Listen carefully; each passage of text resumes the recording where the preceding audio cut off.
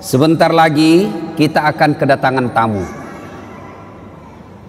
Tamu kita bukan Jokowi, bukan Prabowo, bukan Erdogan, tapi tamu kita bulan suci Ramadan.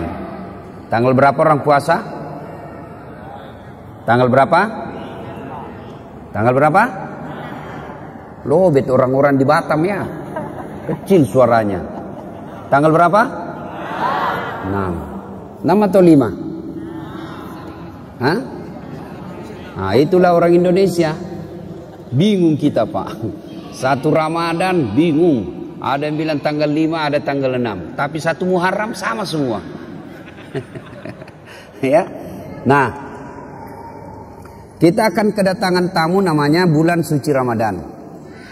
Ibuku di kampung, kalau dia mau kedatangan tamu, maka dia segera berbenah diri. Rumah dipel, spraynya diganti, gorden diganti. Bahkan menu makanan pun lain dari biasa. Bahkan dia bilang, potong kuah ayam, ada tamu mau datang.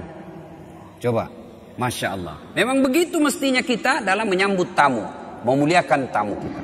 Nah, insya Allah dalam hitungan beberapa hari lagi kita akan kedatangan tamu, yaitu bulan suci Ramadan.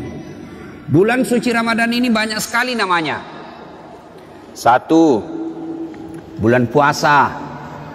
2, bulan penuh ampunan. 3, bulan penuh rahmat. 4, bulan dilipat gandakan segala kebaikan. 5, bulan ada di dalamnya bulan yang lebih mulia, satu malam lebih mulia daripada 1000 bulan. Banyak macam, subhanallah, banyak sekali nama-nama bulan suci Ramadan ini. Nah, untuk menyambut bulan suci Ramadan ini, apa yang mesti kita lakukan dan apa yang kita lakukan di bulan suci Ramadan? Apa yang perlu kita lakukan, persiapkan? Zaman saya dulu masih sekolah, itu kalau di Makassar kalau mau bulan Ramadan ada yang disebut minggu terakhir. Minggu terakhir itu dia senang-senang. Dia pergi ke pantai, tenggelam, terakhir betul. Ya, ada yang ngambil band, ya, elektron, nyanyi-nyanyi, bakar jagung, macam-macam. Tapi alhamdulillah lambat laun mulai hilang itu.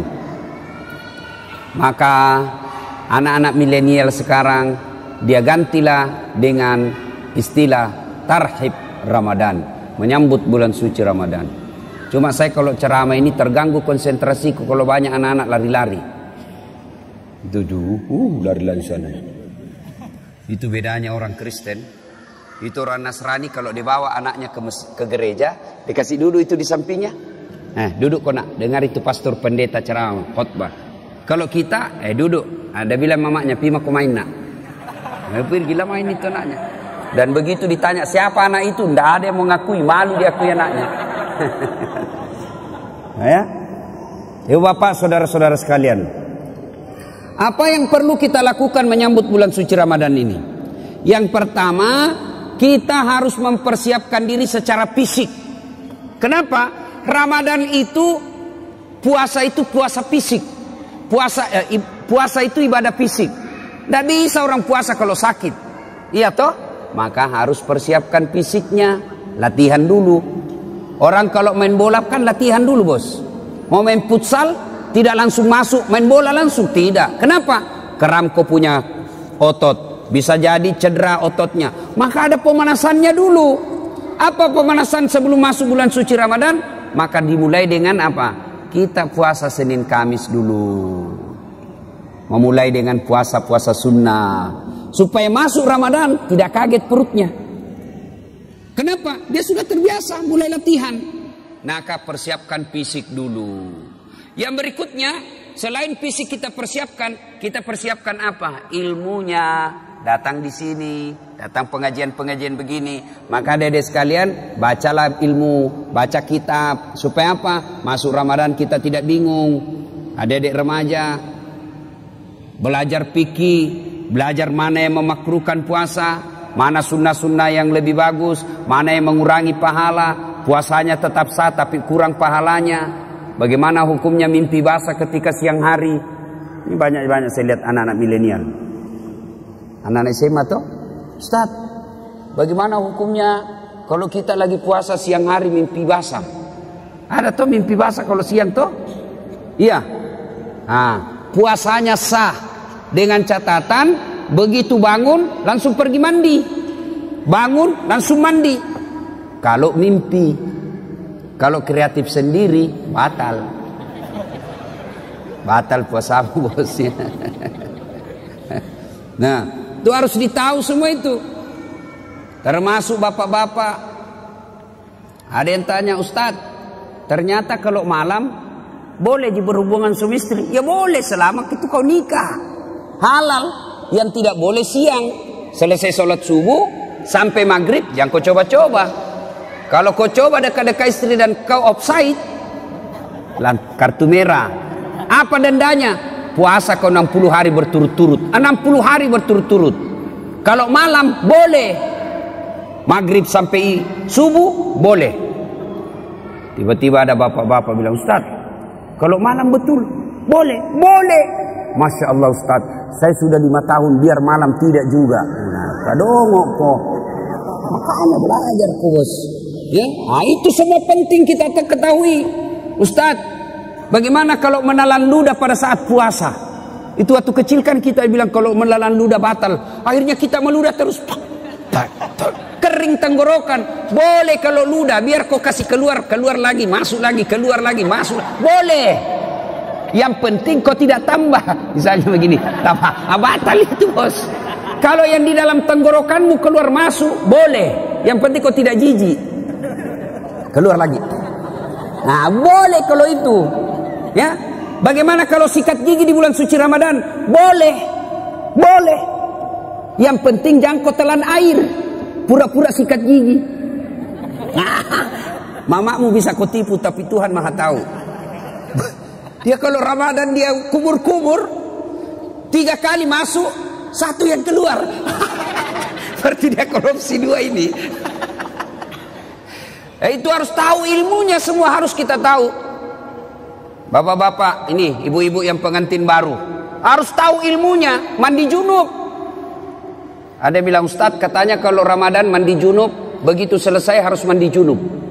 Begitu selesai hubungan suami istri mandi junub. Tidak.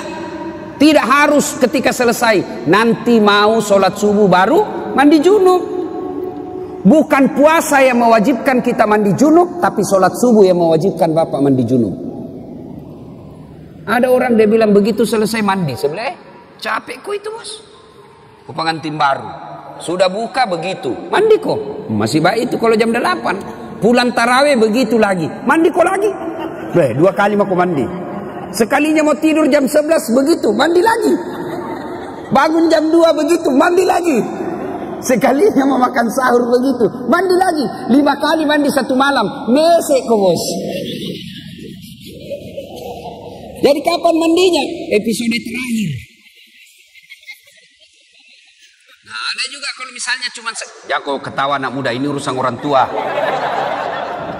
Nah, ada juga yang misalnya malam, misalnya jam 11 mau tidur. Ya. Kapan mandinya? Apakah sebelum makan sahur? Jadi kalau bapak makan sahurnya jam 2, apakah mandinya sebelum jam 2? Tidak. Bukan makan sahur yang mewajibkan bapak mandi junub. Tapi kapan? Sebelum sholat subuh. Jadi saya ulangi, sholat subuh yang mewajibkan ibu bapak wajib mandi junub. Bukan karena puasa. Itu harus ditahu semua. Maka sebelum masuk puasa, belajar. Belajar, ya.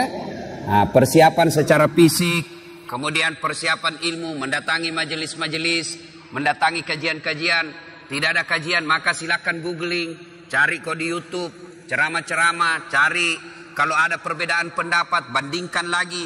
Menurut Ustadz Abdul Somad ini, menurut Adi Hidayat ini, menurut Khalid Basalama begini. Sudah itu, yang penting kau ikhtiar, sudah berusaha mencari ilmu, kau ragu, ikhtiar.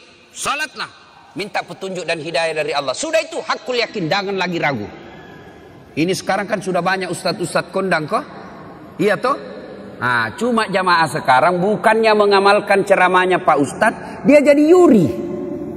Dia menjadi tim penilai. Wah, kalau ini ceramah bagus, kalau ini bikin ngantuk, kalau ini jelek, kalau ini... Memangnya kau menjadi festival penceramah? Amalkan ilmunya orang, bukan membanding-bandingkan. Ya? Nah, sebelum masuk Ramadan. Berikutnya lagi, sebelum masuk Ramadan, apa yang perlu kita lakukan? Cari musuhmu. Cari bombe. Apa sih? Yang kau tidak bertutur sapa. Musuh. Gara-gara pilpres. Satu dukung Jokowi, satu dukung Prabowo. Bertengkar di grup. Akhirnya ketemu ndak baku sapa. Assalamualaikum, dia tahu kalau saya tunda dulu salamku deh, karena nanti saya baku hadapan. Nanti selesai baru assalamualaikum. Padahal duduk samping. Selama masih musuhan, minta maaf. Kalau bapak masih musuhan masuk Ramadan, sah puasanya, tapi sayang amal-amal Ramadannya tidak dicatat. Nanti dicatat di buku amalnya setelah dia baikan sama musuhnya, termasuk yang suami istri. Itu di Sulawesi ada orang bertengkar sama istrinya gara-gara beda capres. Ya, ibu, bapak-bapak yang pernah sakiti istri minta maaf. Minta maaf sebelum masuk Ramadan. Bagaimana cara minta maafnya? Jabat tangannya, senyum, pandang matanya, jangan jabat tangan. Senyum kok bos. Ada orang jabat tangan menakutkan matanya. Oh ya, kok tidak ikhlas itu, senyum. Sudah itu apa? Salawat kepada Nabi. Allahumma shalli ala sayyidina Muhammad wa ala sayyidina Muhammad. Berikutnya sebut judulnya dosa. Bu, maafkan saya bu. Kata istrinya, kenapa pak? Apa judulnya? Nggak enak saya ngomong sama kau ibu. Sebut, kata Ustaz Dasar harus sebut. Nggak enak. Betul kok nggak apa-apa? Nggak apa-apa pak. Apa? Mohon maaf ibu, saya pernah selingkuh. Dia bilang istrinya, nggak apa-apa bang, saya maafkan. Memang begitulah makhluk biasa, namanya manusia. Kadang-kala kita hilap. Saya maafkan bang, karena 2 bulan yang lalu saya juga selingkuh. Ya, nah selain itu Bapak Ibu sekalian, maka selain ya, pertama persiapkan ilmu, persiapkan fisik, bersilaturahim. Itu yang kita lakukan. Nah, masuk Ramadan, maka yang harus banyak kita lakukan, pertama banyak-banyaklah berdoa. Doa kadang-kala tidak diijabah gara-gara apa? Kita tidak tahu etika dan tata cara dalam berdoa. Kita harus tahu apa penyebabnya doa cepat-cepat diijabah. Saya ingin menceritakan sebuah kisah yang pernah dituturkan oleh Rasulullah Muhammad SAW. Abdullah bin Umar berkisah. Abdullah bin Umar ini anaknya Umar bin Khattab. Dia bercerita, Abdullah bin Umar, suatu kali kami mendengar Rasulullah SAW berkisah bahwa ada 3 orang pemuda melakukan musafir, perjalanan jauh. Tiba waktu malam, maka mereka mencari penginapan, tidak ada rumah. Maka mereka nginap di dalam gua. Tahu gua? Tahu gua, Dek? Tahu? Itu batu lubang dalam gunung. Masuklah mereka bertiga, karena waktu itu tidak ada hotel. Masuk bertiga. Begitu mereka tidur, bangun. Saat bangun, didapatinya pintu gua sudah tertutup oleh batu. Jadi anggaplah ini, ya anggap. Ini mulut gua tertutup batu. Mereka bangun, Masya Allah. Inna lillahi wa inna ilaihi rajiun. Tertutup pintu. Dia dorong, tidak bisa terbuka. Dorong lagi, tidak bisa terbuka. Akhirnya satu di antara mereka berkata, ayo kita minta pertolongan Allah. Bagaimana caranya? Mari kita berdoa. Majulah orang pertama berdoa. Ya Allah, saya pernah mengurusi ibu saya. Saya bekerja di pasar. Setiap hari jika masuk waktu siang, waktu duhur, saya balik ke rumah saya dari pasar, jalan kaki berkilo-kilometer. Saya suapi ibu saya makan. Saya tuntun ibu saya makan. Selesai saya beri makan, saya kasih pakaian yang rapi. Lalu saya tuntun sholat duhur. Selesai semuanya, selesai makan, selesai sholat duhur, saya balik lagi ke pasar, mengurus dagangan saya. Tiap hari aku lakukan itu, ya Allah. Ya Allah, sambil dia kenang kebaikannya ini, dia berdoa kepada Allah. Ya Allah, jika mengurus orang tua, melayani ibu saya adalah kebaikan di sisimu, dan engkau merasa pantas membalasnya, maka saya mohon kepadamu ya Allah, kabulkan doaku, bukalah pintu gua ini. Tiba-tiba pintu gua bergerak. Terbuka.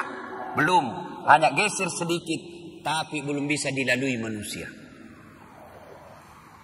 Selesai berdoa, dia tunjuk orang kedua. Mas bro, kau lagi berdoa. Maju orang kedua berdoa. Ya Allah, saya pernah mencintai seorang perempuan yang tak lain adalah sepupuku sendiri. Saya sangat menyayanginya. Aku ingin sekali bersamanya. Dan dua satu ketika datanglah perempuan ini meminta tolong kepadaku. Mas, tolonglah saya, pinjami duitmu. Saya butuh sekali duit. Katanya ini anak muda, boleh saya pinjami kamu, tapi dengan catatan temani saya tidur satu malam. Bagaimana caranya? Aku bukan muhrim. Terserah. Mau kau saya bantu? Itu. Kalau kau tidak mau, tidak usah. Saya tidak pinjami kau. Karena butuh sekali ini perempuan. Akhirnya oke, saya terima persyaratannya. Maka ketemulah mereka di tempat yang mereka telah sepakati. Pada jam yang mereka telah sepakati. Datanglah ini perempuan. Mulai dengan berpakaian cantik. Sampai telanjang bulat. Telanjang bulat. Bukan telanjang segitiga. Telanjang bulat. Saya tidak tahu juga. Jangan kau tanya saya kenapa disebut telanjang bulat. Saya juga tidak tahu kenapa. Karena memang sudah begitu sejak lahir. Ditanya saya. Kenapa orang tidak bilang telanjang segitiga ya? Telanjang segi empat. Atau telanjang persegi empat. Telanjang bulat. Tidak tahu kenapa. Jangan kau tanya saya tidak tahu jawabannya. Dia sudah telanjang bulat ini perempuan. Ini laki-laki sudah mau mendatanginya. Tiba-tiba laki-laki ini seolah-olah melihat rambu lalu lintas. Huruf P silang warna merah. Dilarang parkir. Oh tidak jadi ini laki-laki. Astagfirullah. Dia tinggal, dia palingkan pandangan. Dia bilang, ini duit. Ambil ini duit. Bagaimana? Tidak jadi. Terlanjur nih. Tidak jadi. Jadi, kau tidak usah utang. Ambil saja ini duit. Saya bantu kau lillahi ta'ala. Kira-kira kalau kau bos? Tak kalah nih deh. Masya Allah. Dia tinggalkan. Sambil mengenang kebaikannya itu. Lalu dia berdoa kepada Allah. Ya Allah. Jika pada saat itu saya mampu mengendalikan diri, saya tidak berzina padahal dia sudah di depan mata saya. Saya tidak berzina karena saya takut kepadamu ya Allah. Jika itu adalah kebaikan di sisimu, saya mohon kepadamu ya Allah, kabulkan doaku, bukalah pintu ini. Akhirnya bergetar lagi tuh pintu gua. Tapi belum bisa dilewati. Maju orang ketiga. Kau yang terakhir. Majulah orang ketiga. Ya Allah, saya pernah punya pegawai. Sebelum dia gajian dia pergi merantau. Maka aku simpanlah dia punya gaji bulanan. Gaji bulanan itu kemudian saya belikan seekor kambing perempuan, kambing betina hamil tidak ada suaminya. Kenapa ketawa? Namanya juga kambing. Wajar masa ada kambing akad nikah. Tapi sekarang banyak tuh cewek saingan sama kambing. Hamil tidak ada suaminya, deh beleng-beleng.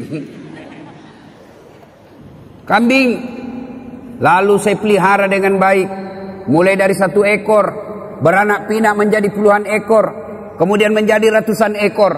Pada saat jumlahnya sudah ratusan ekor, datanglah pegawai saya ini menagih dan meminta gajinya. Mana gajiku? Lalu dia berkata, tuh gajimu, tuh ada di kambing, ada semua itu kambing di lapangan. Maksudnya apa? Itu gajimu itu hari yang duitmu saya belikan kambing lalu beranak pinak. Itu semua kambingmu itu. Benar, iya itu kambingmu semua ini. Iya ambil semua. Dia ambil semua itu kambing, tidak tersisa satupun. Ini juga orang tidak tahu berterima kasih. Masa kau tidak simpan 1 ekor? Diambilnya semua. Ya Allah, jika memelihara amanah, jika memelihara amanah dan tanggung jawab adalah kebaikan di sisimu, dan itu patut mendapat balasan, maka balaslah kebaikanku ini dengan mengabulkan doaku, ya Allah, bukalah pintu gua ini. Alhamdulillah, pintu gua bergeser. Alhamdulillah lagi, mereka sudah bisa keluar. Nah, ini hadisnya Imam Bukhari pada nomor hadis kalau saya tidak salah 119. Dikisahkan ini. Nah, dari kisah ini apa pelajaran yang bisa kita ambil? Apa pelajaran yang bisa kita petik dari kisah ini? Pertama, ternyata tidak ada manusia yang tidak ada masalahnya. Adik-adik, ada enggak di sini yang tidak ada masalahnya? Ada? Jatuh cinta. Apa masalahmu? Dia suka enggak saya? Nah, sudah disuka, selesai masalahmu? Belum. Lamar. Dia terima enggak saya? Sudah dilamar, selesai masalah? Tidak, masalah baru. Apa? Uang panai. Orang Bugis uang panai, cocok enggak? Oke, diterima uang panai, masalah selesai itu, menikah. Sudah menikah, selesai masalah? Tidak. Apalagi mau punya rumah. Sudah punya rumah, selesai masalah? Tidak. Mau punya anak. Sudah punya anak, selesai masalahnya? Tidak. Langsung tua dilihat istrinya, jelek lagi dilihat istrinya. Mau lagi kawin lagi. Coba, tidak orang tidak ada masalah, semua ada masalah. Bahkan ini saya lihat semua ini muka-muka penuh masalah ini semua ini. Yang paling banyak masalahnya sekarang itu caleg yang tidak terpilih dan banyak utang balihonya. Itu paling banyak masalahnya itu. Ayo, tidak ada orang tidak ada masalahnya. Semua punya masalah. Belajar dari kisah tadi. Jangankan kita yang tinggal di kota Batam. Ini saja manusia dalam gua ada masalahnya. Apalagi kita. Jangankan kita yang banyak dosa dan kesalahan, yang hampir tiap hari punya dosa, hampir tiap hari punya maksiat. Nabi dan Rasul tidak ada dosanya itu Nabi Muhammad. Apa tidak punya masalah? Penuh dengan masalah hidup beliau. Rentetan masalah dan masalah. Masih 6 bulan sudah lahir, belum lahir sudah meninggal wafatnya. Wafat bapaknya baru 3 hari diambil ibu susunya Halimatus Sa'diyah. 4 tahun bersama ibu susu kembali ke ibunya. Baru 2 tahun bersama ibunya, meninggal pula ibunya ketika usia 6 tahun. Diambil oleh kakeknya, baru 2 tahun bersama kakeknya, meninggal pula kakeknya, diambil oleh pamannya. Usia 12 tahun mereka Rasulullah sudah mulai berperang. Ikut perang, bukan perang agama tapi perang kelompok. Usia 16 tahun mulai berdagang bersama paman beliau. Jalan kaki naik unta ke Syam. Penuh dengan masalah. Di Mekah diusir dari kampungnya. Siapa yang mengusirnya Nabi? Bukan orang lain. Siapa yang mengusirnya? Pamannya sendiri. Nabi saja penuh dengan masalah. Minta pertolongan ke Taif. Apa dibantu di Taif? Tidak, dilempari satu kampung di Taif. Nabi penuh dengan masalah. Apalagi kita. Kalau begitu, bukan masalah kita. Masalah kita adalah bagaimana mengatasi masalah. Itu. Kalau Nabi ada masalahnya, beliau ambil wudhu, sholat, hajat, minta pertolongan kepada Allah. Kita ada masalah, ambil HP, update status, berdoa di Twitter, berdoa di Facebook. Sedikit-sedikit, ya Allah lindungilah suamiku. Ya Allah murahkan rezekiku. Update status lagi, ya Allah halalkan segala usahaku. Sibuknya tuh Tuhan mau baca statusmu. Berdoa di status bos, berdoa di atas sajadah selesai sholat. Maka adik-adik ketika ada masalah, diajarkan adik dari kisah ini, semua ada masalah. Tidak ada manusia yang tidak ada masalahnya. Kamu pikir ustadz tidak ada masalahnya? Ustadz juga banyak masalahnya. Satu hari dikasih 5 ceramah, masalah itu juga itu. Capek orang bos. Coba. Kadang-kala datang capek kita selesai ceramah disuruh lagi selfie. Selfie sudah selfie lagi selfie. Orang sudah keringatan capek selfie. Disuruh senyum orang capek ini. Coba. Semua orang punya masalah. Tidak ada orang tidak punya masalah. Semua orang punya masalah. Alhamdulillah. Allah cuma minta sabar, sempurnakan sholat. Ya. Ada masalah, ngadulah kepada Allah, berdoalah kepada Allah. Ya. Belajar lagi dari kisah ini. Ternyata dalam berdoa boleh menyebut kebaikan. Dalam berdoa ibu boleh menyebut kebaikan. Tapi bukan menyebut kebaikan kepada manusia, tapi menyebut kebaikan kepada Allah. Yang berdosa yang tidak boleh, bapak cerita ke tetangga. Kau tahu Dasat Latif? Itu dari Makassar. Itu jadi ustadz. Saya kasih sekolah itu. Dari SD sampai SMP, saya lihat itu dia, tidak ada papanya. Saya yang kasih sekolah, tidak jadi manusia itu kalau bukan saya. Tidak boleh begitu. Tidak boleh. Tapi menyebut kebaikan kepada Allah ketika berdoa boleh. Ya Allah, saya pernah ngurus anak yatim piatu. Sepupu saya sekolahkan. Mulai dari SD, SMP, SMA, kuliah. Lalu aku nikahkan dengan wanita baik-baik.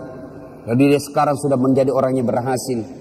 Jika itu adalah kebaikan di sisimu ya Allah, kabulkan doaku ya Allah, murahkan rezekiku ya Allah. Boleh. Ya Allah, saya pernah mencintai seorang wanita ya Allah. Aku sangat mencintainya, aku sangat menyukainya. Dia pun mau sama saya, tapi mau muntah lihat saya ya. Nah, boleh menyebut kebaikan-kebaikan, boleh. Ya. Yang ketiga, hikmah dari kisah ini. Ternyata yang bisa menyebabkan doa cepat diijabah Allah, cepat dikabulkan Allah, satu, birrul walidain. Berbuat baiklah kepada kedua orang tua. Ini adik-adiknya kan banyak semua ini ya. Siapa yang masih hidup orang tuanya? Angkat tangan. Yo. Yang sudah tidak ada satu? Yang tidak ada dua-duanya? Nah, coba bapak yang masih ada orang tuanya mau cepat dikabulkan doa, urus orang tua dengan baik. Adik-adik mau cepat kerja yang baik, tidak usah kau cari muka sama pejabat. Kau sudah punya muka itu. Ada kan orang suka sekali cari muka. Siap Pak, siap. Apa siap? Lebih kau cari muka sama orang tua Allah. Dengan cara apa? Cari muka pada Allah. Dengan cara apa? Muliakan orang tuamu. Muliakan orang tua. Itulah sumber berkah.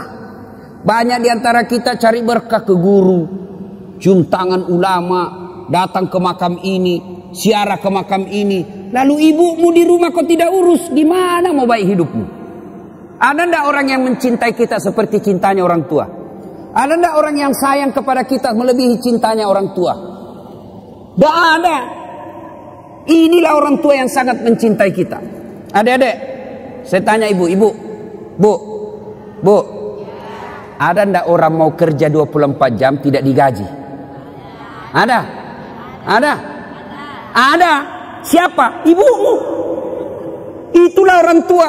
Kerja 24 jam ngurus kita, ndak pernah minta digaji. Malah dia yang kasih kita duit. Itulah orang tua. Kalau ada anak-anak kurang ajar, sekali-kali kau lihat itu ibu hamil. Lihat itu ibu hamil. Menderita itu ibu hamil, kasihan. Jalannya aja itu.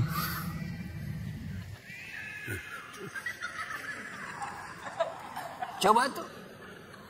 Apalagi kalau dia sudah 7 bulan. Kakinya ada di sini. Naila di sini. Mesut. Coba. Kasihannya itu ibu hamil. Dah.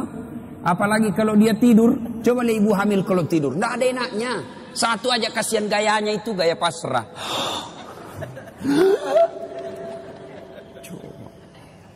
Ya bu ya. Apalagi kalau melahirkan. Ibu pernah bayangkan, masih ingat waktu melahirkan bu? Masih. Ada ibu-ibu melahirkan senyum. Mentang-mentang dia artis, keluar kok nak. Tidak.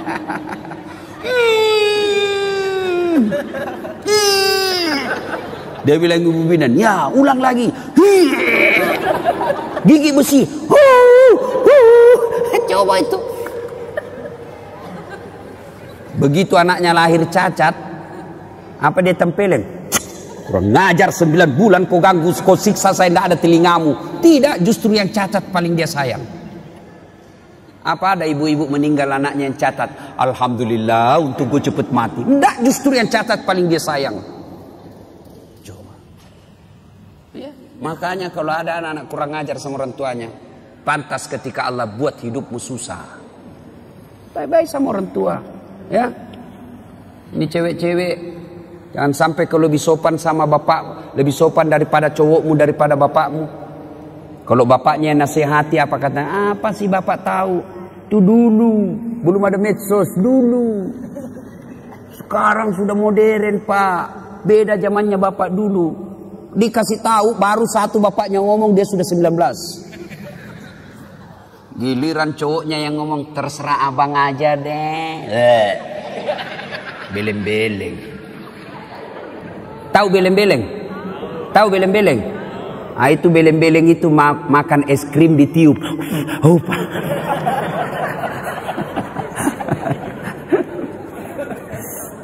iya. Berbuat baiklah sama orang tua. Adik-adik, bagaimana cara berbuat baik sama orang tua? Satu, suara tidak boleh lebih keras dari ibu. Itu jelas, itu protapnya. Dalam Quran sudah jelas sekali protapnya. Imma yablughanna indakal kibra ahaduhuma au kilahuma fala takul lahuma uf wala tanharhuma wa kullahuma qaulan karima. Itu sudah ada dalam Quran itu. Jangan kau berkata, sakit hatiku Ustaz. Berapa sakit hatimu dibanding sakitnya melahirkan? Ada kan ibu, ada kan anak-anak kasihan itu, siapa yang besarkan? Neneknya. Sejak lahir ditinggal sama ibunya. Ibunya pergi menikah lagi, bapaknya menikah lagi. Akhirnya ini anak dibesarkan oleh neneknya. Disekolahkan dengan baik. Dapat kerja yang baik, ternyata baru pulang ibunya. Ibunya gagal pernikahan keduanya. Bapaknya pun demikian. Lalu datanglah ini orang tua ke anaknya yang tidak pernah diurusnya. Ini anaknya marah. Apa bapak saya, dia terima beres. Ibu saya tidak pernah diurus. Biar kau kasih haji ibumu 2 kali. Kau belikan ibumu 1 kilo emas. Kau bikinkan istana belum seimbang dengan darah yang ada menetes dalam dirimu. Itu dari orang tua. Ya, jadi tidak ada jalan itu mau melawan orang tua. Belajar dari kisahnya Ibrahim alaihissalam. Ibrahim alaihissalam dapat, siapa namanya bapaknya Ibrahim? Siapa? Azor. Dia nyembah berhala. Ibrahim mau ribut sama bapaknya, mau lawan bapaknya. Apa kata Ibrahim? Kata Allah, sadar kau Ibrahim, bapakmu itu, tapi dia nyembah berhala ya Allah. Allah berfirman, bagaimanapun dia bapakmu, jangan kau lawan bapakmu. Ya? Jadi agar doa cepat diijabah Allah, birrul walidain, berbuat baiklah kepada kedua orang tua. Adik-adik, saya menganjurkan pulang ini cium tangan orang tua. Kalau saya bukan cuma tangan, kakinya ibu saya cium. Ya, kalau mau berkah hidup bos, sudah muliakan orang tuamu. Allah yang ngurus kamu, bisa beli mobil, bisa punya rumah, mendapat istri yang baik. Caranya apa? Birrul walidain, berbuat baiklah kepada kedua orang tua. Yang kedua, yang menyebab doa cepat diijabah Allah adalah menghindari dosa dan maksiat. Bagi kita laki-laki, dosa yang paling besar itu apa? Dosa perempuan. Tapi ini perempuan, tolong kami kerjasama. Ya, kami ini laki-laki jaga mata, tolong kalian jaga akhlak. Biar kami setengah mati jaga mata, kalau kalian gentayangan susah. Masa kita mau jalan begini terus? Ada paha, ada dada, ya pasti dia dilihat barang bagus bos. Tapi jangan kok aniaya kami. Saya ini paling kasihan saya itu kalau di Makassar. Saya keluar rumah sholat duha dulu, berdoa dulu, zikir dulu. Baru 10 menit keluar dari rumah di jalan, habis saya punya zikir. Sebelah kanan dada, balik ke kiri paha, di depan kita dada, balik ke belakang pantat. Waduh, habis. Dia bilang orang, kenapa kau lihat Ustaz? Pasti dilihat, barang bagus bos. Makanya jangan, kata Nabi, jangan gara-gara perbuatanmu orang berdosa. Ya, kita ini dosa yang paling gampang membuat kita masuk neraka, mata. Mata ini yang paling gampang masuk neraka kita. Tadi lihat, tiba-tiba kita zikir. Tiba-tiba lihat cewek, ada cewek cantik. Kelihatan pahanya. Kira-kira kalau lagi duduk depan rumah lihat cewek kelihatan pahanya, apa kau baca cowok? Apa? Bukan alhamdulillah bos. Bukan. Apa diucapkan? Subhanallah, maha suci Allah yang telah menciptakan keindahan itu. Bukan itu paha dipuji, tapi Allah dipuji karena dia ciptakan itu paha indah. Maha suci Allah yang telah menciptakan keindahan itu. Itu pahala. Orang Bugis bilang dalemak galendrong. Rezekimu itu bos. Kapan batasnya? Batasnya kedipan. Begitu berkedip, istighfar, palingkan pandangan. Astagfirullah. Jangan juga setelah kau tahan kedipannya. Pas berkedip dia bilang astagfirullah. Tapi matanya tidak dipalingkan. Astagfirullah. Astagfirullah. Bukan begitu. Ya, jelas ya. Menghindari maksiat, menghindari dosa. Dan dosa buat kita ini anak muda, yang paling besar peluang kita berdosa adalah zina. Perempuan.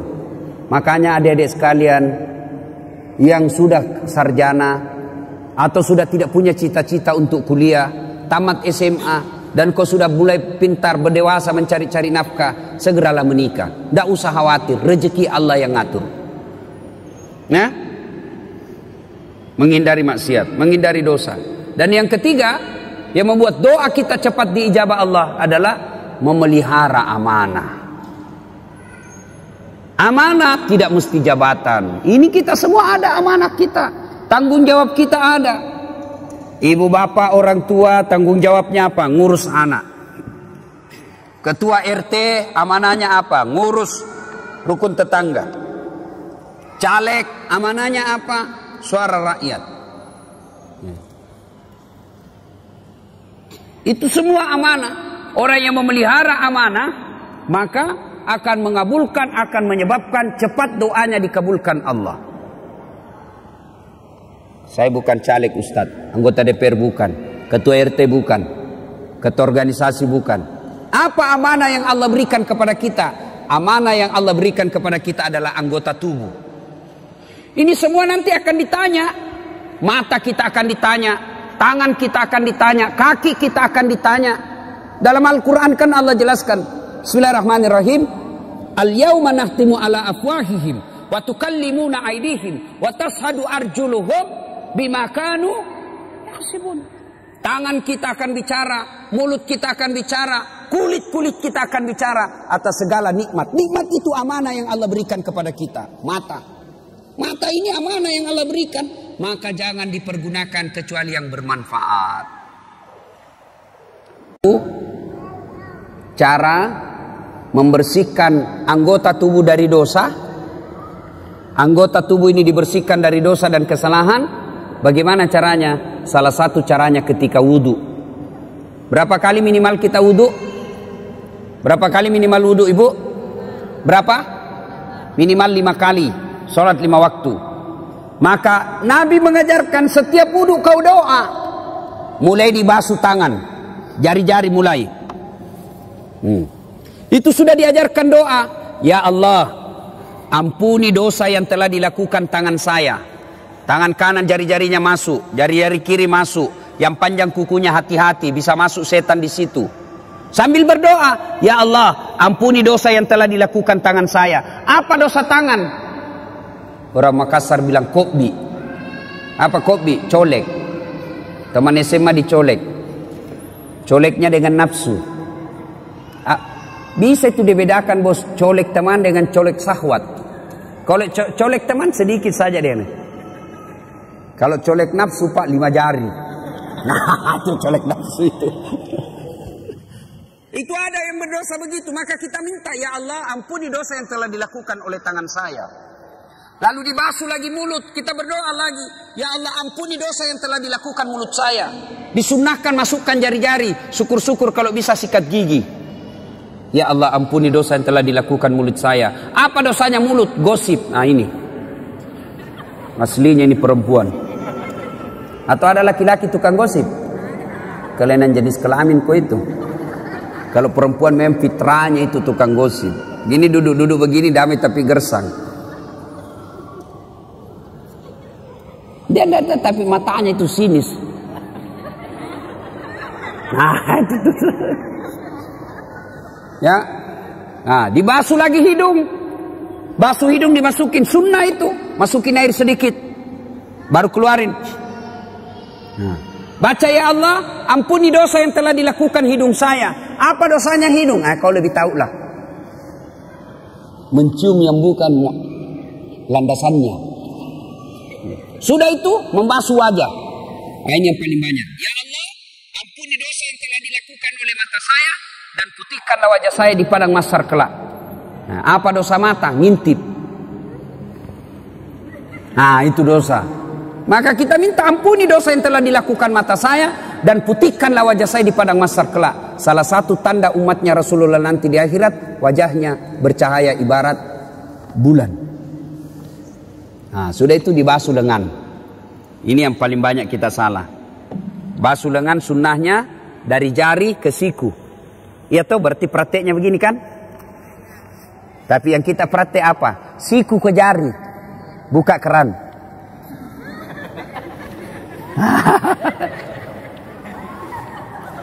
Salahkah?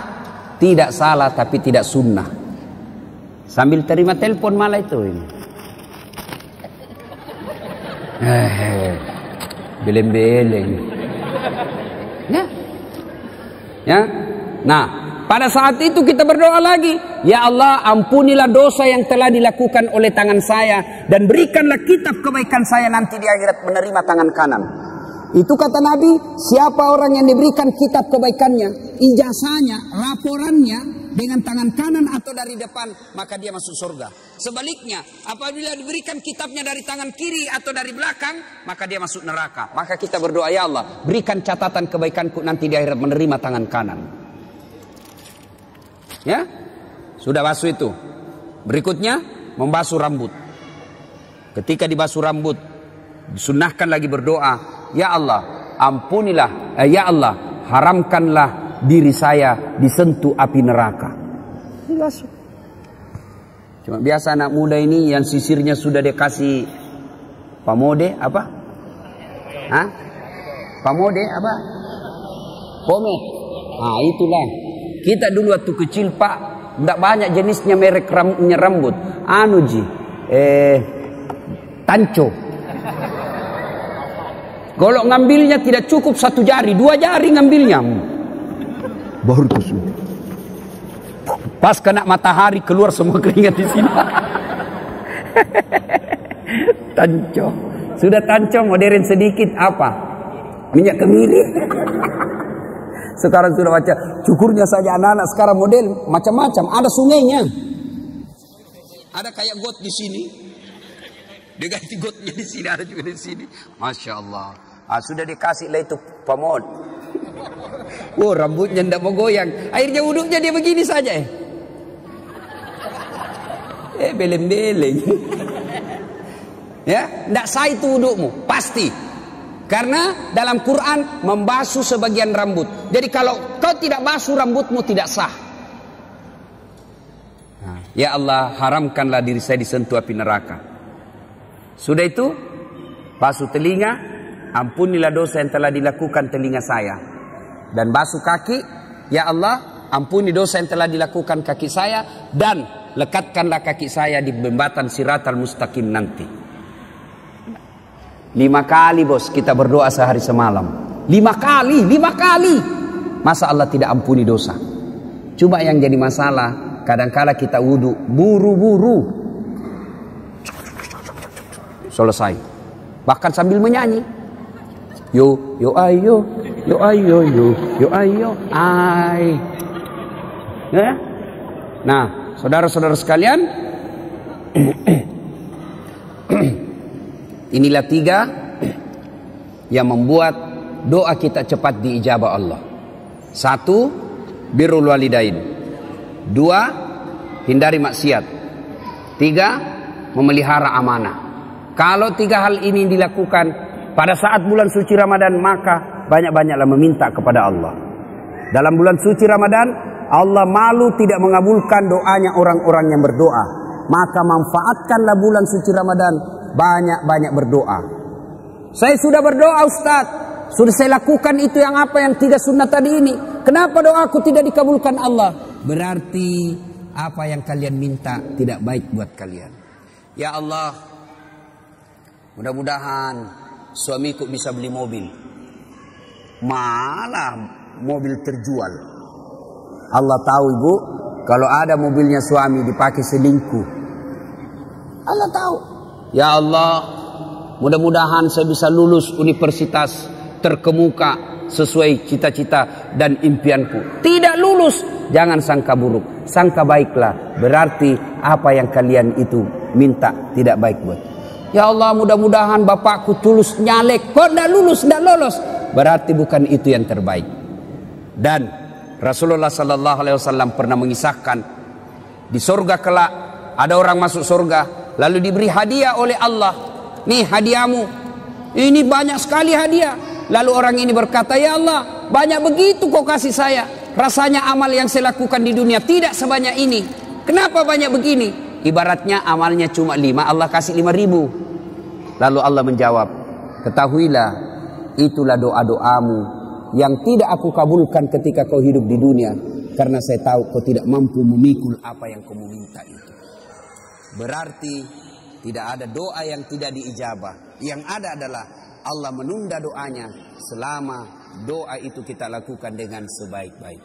Ibu bapak saudara-saudara sekalian, inilah tausiah kita pada hari ini. Mudah-mudahan ada manfaat dan kebaikan di dalamnya. Selamat memasuki bulan suci Ramadan.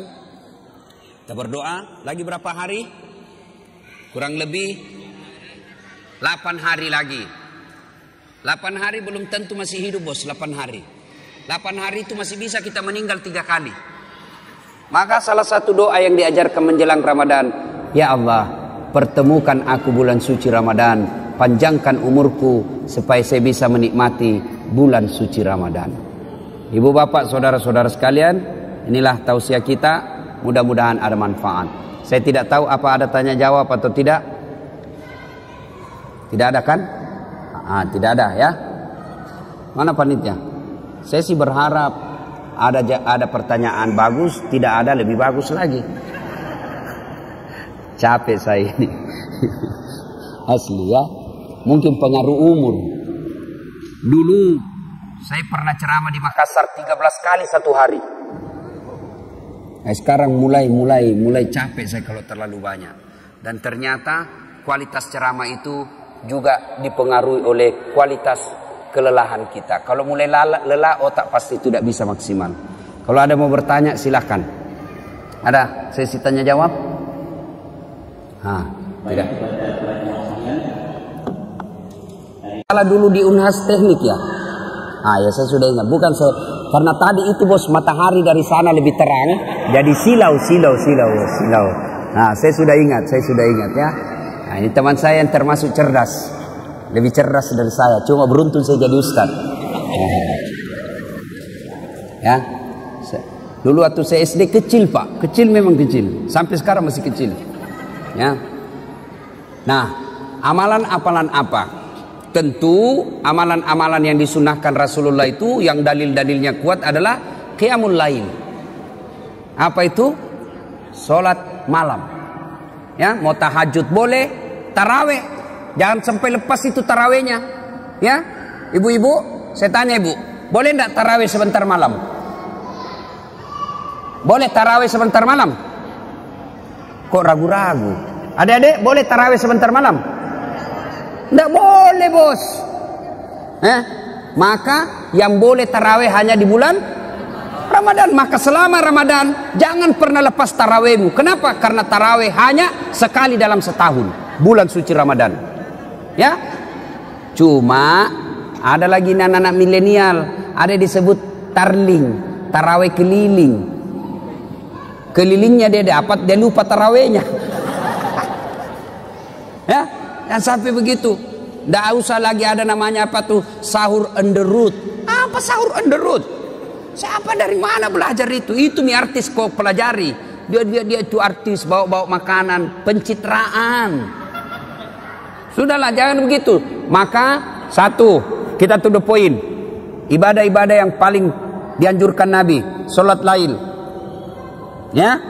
Salat lail itu tarawih, tahajud, witir. Kalau witir biar tiap malam boleh. Ya, tahajud tiap malam boleh. Tapi tarawih hanya ada di bulan suci Ramadan.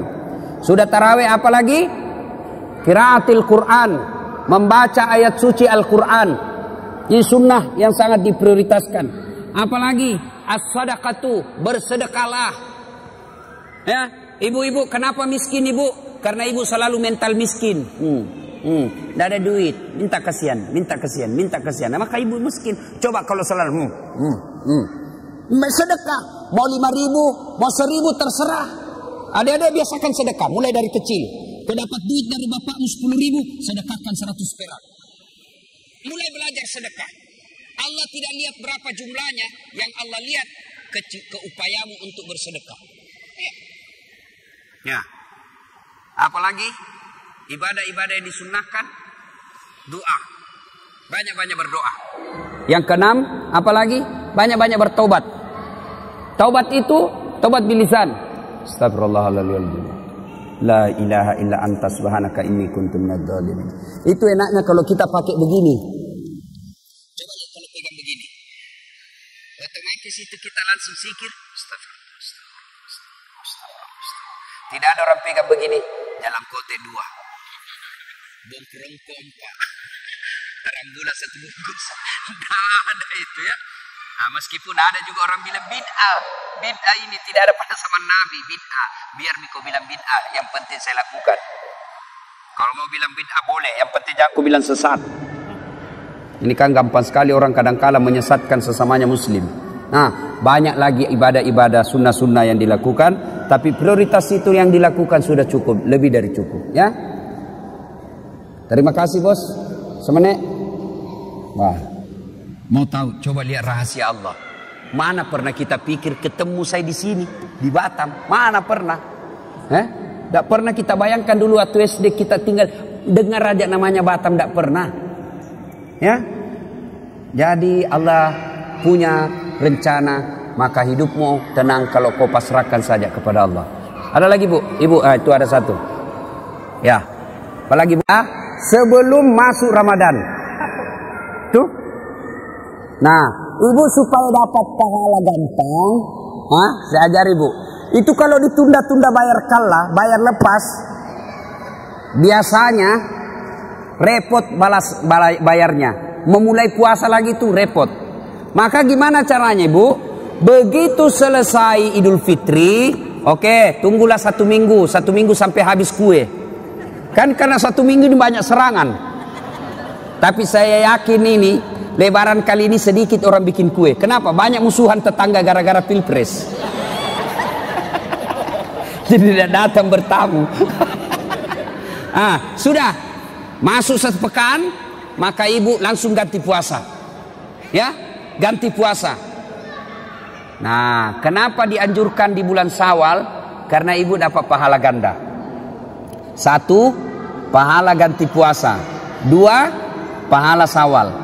Dengan cara ibu ganti puasa, niatnya ganti puasa di bulan Syawal. Kalau ibu ganti puasa, niat ganti puasa di bulan Syawal, maka ibu dapat pahala ganda. Dapat pahala puasa Syawal dan juga dapat pahala ganda. Itu menurut ulama satu yang lain. Yang lain ada pendapat ulama lagi yang mengatakan tidak boleh digandeng-gandeng begitu. Tapi kalau ibu termasuk orang yang sangat susah berpuasa, maka lakukan. Dengan niat tadi tidak boleh ibu niat Syawal. Kalau ibu niat Syawal 6 hari, maka ibu tetap wajib ganti. Misalnya ibu punya puasa lepas 5, maka niatkanlah ganti puasa 5, sudah itu tambah 1, dapat pahala ganti juga dapat pahala Syawal. Batasnya adalah sebelum masuk Ramadan. Hari ini pun masih bisa, besok pun bisa. Lewat Ustadz, ternyata lewat, tidak bayar, maka ibu bayar denda. Dendanya apa?